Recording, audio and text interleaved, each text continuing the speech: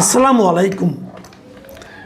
প্রিয় দর্শক, যুক্তরাষ্ট্রের সঙ্গে বাংলাদেশের বাণিজ্য চুক্তি নিয়ে যখন সকল মহলে কথা হচ্ছে, বিশেষজ্ঞ মহল বলেন অথবা শিক্ষাবিদ, অর্থনীতিবিদ, সাংবাদিক যারা এটা নিয়ে আলোচনা করছেন, সমালোচনা করছেন, তখন আমরা দেখছি যে এটা নিয়ে সরকার কোনো উচ্চবাচ্য করছে না, বিরোধী দল কোনো উচ্চবাচ্য করছে না, সবাই একদম চুপ হয়ে আছে। তারা যেন কেউ না একটা ভয় পাচ্ছে অথবা তারা যেন ব্যাপারটাকে মেনে নিয়েছে এবং মানুষ যেটা বলছে, সবাই আমরা যেটা সমালোচনা করছি, এটাকে তারা কোনো প্রতিবাদ না করায় মনে হচ্ছে যেন তারা মনে করছে যে এটা নিয়ে প্রতিবাদ করার কিছু নেই, মানে তাদের কোনো যুক্তি নেই। এটা কিন্তু হতে পারে, কিন্তু তারও যে ভয়াবহ কথা হলো, যখন এই চুক্তি নিয়ে এত আলোচনা, তখন একই সঙ্গে আরও দুটো চুক্তির কথা আমরা কিন্তু শুনতে পাচ্ছি। বলা বাহুল্য দুটোই যুক্তরাষ্ট্রের সঙ্গে, এবং দুটো হলো প্রতিরক্ষা বিষয়ক চুক্তি। এই চুক্তি দুটির নাম যতটুকু আমরা জেনেছি সেটা হলো সামরিক তথ্যের সাধারণ নিরাপত্তা চুক্তি, যেটাকে সংক্ষেপে ইংরেজিতে বলা হচ্ছে GSOMIA। আরেকটা হলো অধিগ্রহণ এবং পারস্পরিক সেবা চুক্তি, যেটাতে অ্যাব্রিভিয়েশন বলা হচ্ছে যে ACSA। এবং এই দুটো চুক্তি স্বাক্ষরের একদম শেষ পর্যায়ে আছে বলে আমরা জানতে পেরেছি। গত কয়েকদিন আগে থেকে সোশ্যাল মিডিয়া এটা নিয়ে কেউ লেখালেখি করছিল, তো আমিও তেমন কোনো তথ্য প্রমাণ পাচ্ছিলাম না বলে কিছু বলতেও পারছিলাম না। কিন্তু আজকে আমি একটা দেখলাম যে মেরিটাইম ইনসাইট নামক একটা আন্তর্জাতিক মিডিয়া, তারাও এই চুক্তির কথা বলেছে এবং তারা যে নিউজটা করেছে সেই নিউজের শিরোনামটা আপনারা দেখুন। শিরোনামে বলা হচ্ছে US plans two deploy warship in Bangladesh closer to India and China. মানে এই চুক্তিটা হলে পর কী প্রতিক্রিয়া হতে পারে, কী ঝামেলায় আমরা পড়তে পারি, সে সম্পর্কেও একটা ইঙ্গিত কিন্তু এই নিউজের মধ্যে দেওয়া আছে, যে চীন এবং ভারত এটাকে সহজভাবে নাও নিতে পারে।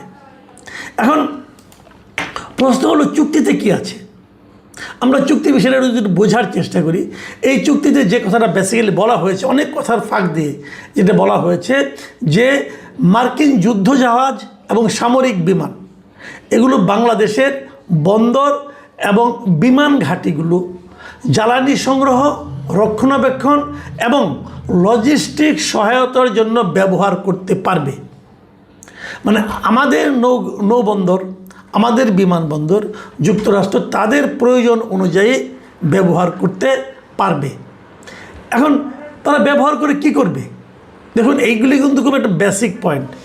আমাদের নৌবন্দর কোনগুলো? চট্টগ্রাম বন্দর বলেন, পায়রা বন্দর বলেন, পটুয়াখালী নৌঘাটি, হ্যাঁ, এবং কক্সবাজারের BNS পেকুয়া যে সাবমেরিন ঘাঁটি আছে, তারা কিন্তু এটাও ব্যবহার করতে পারবে। এখন যদি ব্যবহার করতে পারে, সেই বিষয়টাকে ভারত এবং চীন কিভাবে নেবে?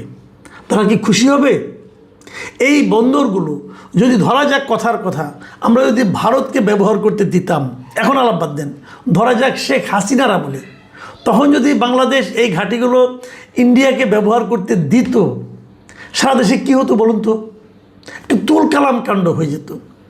তারা বলতো দেশ বিক্রি করে দিচ্ছে, আমরা গোলামিতে ঢুকে যাচ্ছি, গোলামি চুক্তির মধ্যে ঢুকে যাচ্ছি, আমরা অন্য দেশের করদ রাজ্যে পরিণত হচ্ছি বলতো। কিন্তু কারা বলতো? সেই চেহারাগুলো আপনারা জানেন। সেই লোকগুলি এখন কি করছে? সেই লোকগুলো কেউ কি প্রতিবাদ করেছে? কেউ কি একটা শব্দ উচ্চারণ করেছে?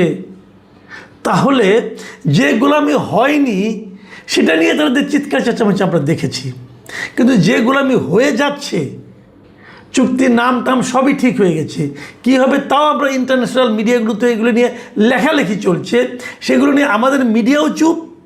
এবং আমাদের ওই দেশপ্রেমিক লোক যারা গোলামির কথা শুনলে পরে যাদের গায়ের রক্ত টকবক করে ফুলতে থাকে, সেই লোকগুলি এখন হিম শীতল রক্ত নিয়ে চুপচাপ বিচরণ করছেন হাসি মুখে। কেন হচ্ছে এটা? কেন করতে দিচ্ছি আমরা? কেবল এটাই না, এরপরে কিন্তু অন্যান্য সামরিক স্থাপনাও কিন্তু আমাদেরকে ব্যবহার করার জন্য দিতে হবে মার্কিন যুক্তরাষ্ট্রকে। আপনাদের মনে আছে কিছুদিন আগে অন্তর্বর্তীকালীন সময়, সরকারের সময় কক্সবাজারের এখানে মার্কিন সেনাবাহিনী তাদের মহড়া করার জন্য এসেছিল। তখন আমরা অনেকে প্রতিবাদ করেছিলাম যে এটা কেন করতে হচ্ছে। তখন মানে ওই গভর্নমেন্ট নানাভাবে ব্যাখ্যা করেছিল যে এটাকে রুটিন ওয়ার্ক, হ্যান ওয়ার্ক, ত্যান ওয়ার্ক, নানা কিছু। আপনাদের এটাও মনে আছে, নিশ্চয়ই মনে থাকার কথা, যে বিগত স্বৈরাচারী শাসক যাকে আমরা বলি শেখ হাসিনা, তার আমলে শেখ হাসিনা কিন্তু বলেছিলেন যে যুক্তরাষ্ট্র তাদের নৌবাহিনীর ব্যবহারের জন্য, সামরিক বাহিনীকে ব্যবহার করতে দেওয়ার জন্য আমাদের সেন্ট মার্টিন দ্বীপ এবং তার আশেপাশের এলাকাগুলো ব্যবহার করতে চেয়েছিল এবং বলেছিল ওগুলো ব্যবহার করতে দিলে শেখ হাসিনার কোনো সমস্যা হবে না, শেখ হাসিনাকে তারা ক্ষমতায় টিকিয়ে রাখবে। এই সমস্ত কথা শেখ হাসিনা বলেছিল, আমরা বিশ্বাস করিনি। আমরা বলেছি শেখ হাসিনা এমনি আমাদের একটা জুজুর ভয় দেখাচ্ছে। কিন্তু এখন আমরা কি দেখছি, শেখ হাসিনা বলছিল এগুলো যদি আমি ব্যবহার করতে না দিই তাহলে আমাকে হয়তো সরে যেতে হতে পারে। এখন আমরা কি দেখছি, শেখ হাসিনাকে সরে যেতে হয়েছে, শেখ হাসিনা দেশ ছেড়ে চলে গেছে। এটার পেছনে অন্য কারণও আছে, আমি অবশ্যই বলবো। শেখ হাসিনার অপশাসন, শেখ হাসিনার গণতন্ত্র হরণ, মানুষের ভোটাধিকার হরণ, অবাধ লুটপাটে সায় দেওয়া, এরকম অনেক কিছুই আছে। অপরাধের কোনো শেষ নেই। কিন্তু তারপরও যখন এই কথাটা মিলে যায় তখন কিন্তু অনেকে বলবেন যে এই যুক্তরাষ্ট্রের একটা ভূমিকা আছে শেখ হাসিনাকে সরিয়ে দেওয়ার ক্ষেত্রে। আপনাদের মনে আছে কয়েকদিন আগে এই আমরা যেটাকে জুলাই আন্দোলন বলছি, সেই আন্দোলনের যিনি প্রধান ব্যক্তি যারা ছিলেন, তাদের যিনি গুরু হিসেবে পরিচিত ছিলেন মিস্টার ফরহাদ মাজহার, উনিও কিন্তু কয়েকদিন আগে বলেছেন যে উনি এখন বুঝতে পেরেছেন যে আন্দোলন অথবা শেখ হাসিনার পতন অথবা ক্ষমতার পরিবর্তন যাই বলি না কেন, এর পেছনে মার্কিন যুক্তরাষ্ট্রের একটা বড় ভূমিকা আছে। মার্কিন যুক্তরাষ্ট্রের ইন্টারেস্টটা কোথায়, সেগুলো আমরা ধীরে ধীরে টের পাচ্ছি। প্রথমে হলো বাণিজ্য চুক্তি এবং তারপরে এখন হচ্ছে এই প্রতিরক্ষা চুক্তিগুলো। তাহলে তো সেই একই কথা হলো, শেখ হাসিনাকে আমরা মানে দেশ থেকে তাড়িয়ে দিলাম, শেখ হাসিনাকে আমরা বললাম এগুলি করেছে, আমরা বললাম শেখ হাসিনা জুজুর ভয় দেখাচ্ছে, কিন্তু এখন দেখা যাচ্ছে সেগুলোই তো বাস্তবায়িত হচ্ছে। আচ্ছা, আমরা হাইপোথেটিক্যালি ধরি যদি এই ঘটনাগুলি ঘটে যায় আমাদের কি হবে? ভাবুন তো, যুক্তরাষ্ট্র এখানে কেন এই ঘাঁটিগুলি করতে যাচ্ছে? ঘাঁটি মানে তাদের অবস্থান নিতে যাচ্ছে কেন? কারণ কিন্তু একটাই, যে এই যে সামুদ্রিক অঞ্চলটা আছে, যে ভূরাজনৈতিক যে ব্যাপারটা আছে, এই সামুদ্রিক অঞ্চলে প্রভাবটা কার? ভারতের এবং চীনের। ভারত এবং চীনের এই প্রভাব যেটা বিস্তার করে আছে, এর বিপরীতে যুক্তরাষ্ট্র তার প্রভাব এখানে খাটাতে যাচ্ছে। তারা যদি সেখানে খাটাতে চায়, সেটাকে কি চীন এবং ভারত সহজভাবে নেবে? ভাবুন, আপনারা ভাবুন, নেবে? নেওয়ার কোনো কারণ আছে? চীনের সঙ্গে যুক্তরাষ্ট্রের কী সম্পর্ক, এটা তো আমরা কদিন আগেই দেখলাম। যুক্তরাষ্ট্র তার দলবল নিয়ে, ট্রাম্প তার দলবল নিয়ে, এলন মাস্ক সবাইকে নিয়ে, যত ব্যবসায়িক টাইকুন আছে সবাইকে নিয়ে চীনে এসেছিলেন। চীনের প্রেসিডেন্টের সঙ্গে দেখা করেছেন, আলোচনা করেছেন, তারপর বিফল মনোরথ হয়ে ফেরত গেছেন। তারা চীন থেকে কিছুই পাননি। চীন বুঝিয়ে দিয়েছে যে যুক্তরাষ্ট্রের সঙ্গে চোখে চোখ রেখে কথা বলার সামর্থ্য তারা অর্জন করেছে। এখন যদি আমাদের এই সমুদ্র অঞ্চলে যদি যুক্তরাষ্ট্র তার প্রভাব বিস্তার করতে আসে, যদি আমাদের বিমান ঘাঁটিগুলো তাদের সামরিক বিমান ব্যবহার করার সুযোগ পায়, যেটা চীনও পায় না এবং ইন্ডিয়াও পায় না, তো তারা কি এটা সহজভাবে নেবে? নেবে না। না নিলে কী হবে? যুক্তরাষ্ট্র এবং চীন মুখোমুখি হবে। কোথায় মুখোমুখি হবে?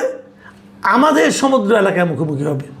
মানে আমরা হব চীন এবং যুক্তরাষ্ট্রের যে বিরোধ, সেই বিরোধের ক্ষেত্র। মানে আমরা আমাদের জমি দেব, যে তোমরা আমাদের জমিতে বসে যুদ্ধ করো। তখন সেই জমিটার কী অবস্থা হবে? তা আমরা কেন দুইটা পরাশক্তির যুদ্ধের মাঝখানে নিজেদেরকে স্যান্ডউইচ বানানোর জন্য এত আগ্রহ দেখাচ্ছি? এটা কি আমাদের স্বার্থে নাকি যুক্তরাষ্ট্রের স্বার্থে? আমাদের সরকারের মধ্যে কি কেউ কেউ আছেন যারা যুক্তরাষ্ট্রের স্বার্থ রক্ষার জন্য উদ্গ্রীব হয়ে আছেন? তারা কারা? তাদেরকে আমরা চিনি? আপনি চিনেন? আমার তো মনে হয় সবাই চিনে। সেই জায়গাতে আমরা বেরোবো কীভাবে? এবং সবচেয়ে দুর্ভাগ্য যে কথাটা, যেটা আমি বারবার বলে আসছি, যে এই ঘটনা ঘটাচ্ছে, হয়তো এমন হতে পারে আমাদের সরকার একটা চাপের মধ্যে আছে, আমাদের সরকার ভয় পাচ্ছে, কিন্তু আমাদের সরকারকে সে ভয় থেকে বের হওয়ার জন্য আমাদের বিরোধী দল বলেন, তারা কি করছে? তারা কি কোনো ভূমিকা রাখছে? তারা যদি জনগণকে সঙ্গে নিয়ে এই বিষয়গুলো প্রতিবাদ করত, তাহলে হয়তো আমাদের সরকার বলার সুযোগ পেত যে আমার দেশের জনগণ এগুলো চায় না, কাজে এটা আমরা করব না। কিন্তু সেই সুযোগটা কি সরকার পাচ্ছে অথবা নিচ্ছে? সরকার নিজেও বলতে পারতো যে আমাদের দেশের জনগণ এগুলো চায় না, সরকার জনগণের কাছে পুরো বিষয়টা ওপেন করে দিতে পারতো, কিন্তু সেগুলো কোনো কিছুই আমরা দেখতে পাচ্ছি না। আমরা বুঝতে পারছি না দেশ আসলে কোন দিকে যাচ্ছে, দেশ আসলে কার আঁচল তলে যাচ্ছে, দেশ আসলে কার ভিত্তে পরিণত হচ্ছে। প্রিয় দর্শক, এ নিয়ে হয়তো আরও আলোচনা করতে হবে। এখন এ পর্যন্তই। আল্লাহ হাফিজ।